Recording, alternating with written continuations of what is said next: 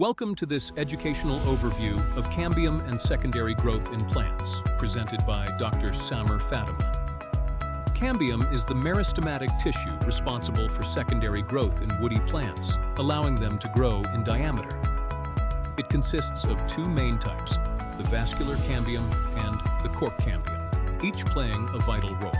Secondary growth increases stem girth, creating wood by producing layers of secondary xylem and phloem over time.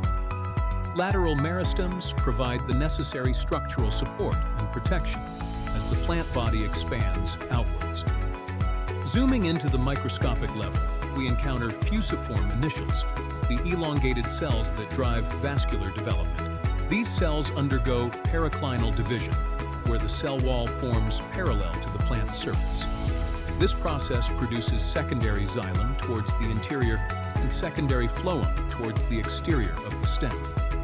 In this division, one daughter cell remains a meristematic initial, while the other differentiates into specialized tissue. Now let's compare cambium types. Storied cambium features short cells arranged in neat, clear horizontal tiers or rows. In contrast, non-storied cambium has long, spindle-shaped cells that overlap irregularly without a tiered arrangement. These cellular arrangements are key to grasping how plants grow thicker and stronger throughout their lives.